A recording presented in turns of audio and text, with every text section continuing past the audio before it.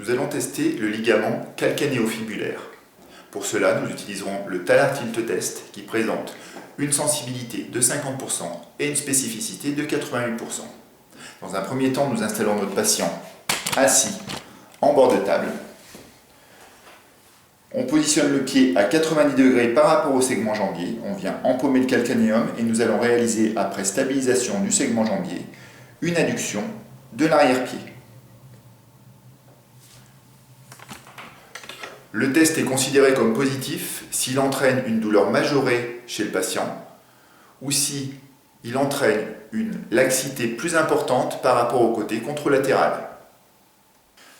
Nous allons maintenant réaliser le test du ligament talofibulaire antérieur. Pour cela, nous allons utiliser le Drawer Test qui présente une spécificité de 84% et une sensibilité de 96%.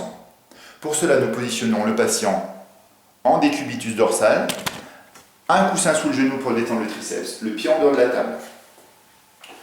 On vient positionner le pied entre 10 et 15 degrés de flexion plantaire. On vient réaliser un empaumement du calcanéum, on vient stabiliser la partie tibiale et on va réaliser un tiroir antérieur du pied par rapport au segment jambier.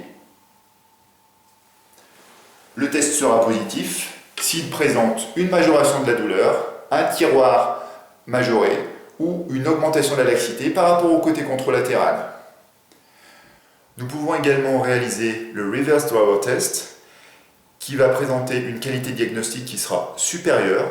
Pour cela, nous positionnons le pied du patient sur la table, le genou est plié, on vient de la même manière positionner le pied avec une flexion plantaire comprise entre 10 et 15 degrés. Une main vient stabiliser le pied, la contreprise vient se réaliser au niveau de la partie tibiale du segment jambier et on va réaliser avec la main sur le tibia une poussée de façon à réaliser un tiroir. De la même manière, le test sera considéré positif s'il entraîne une majoration de la douleur, un tiroir important ou une augmentation de la laxité par rapport au côté contralatéral.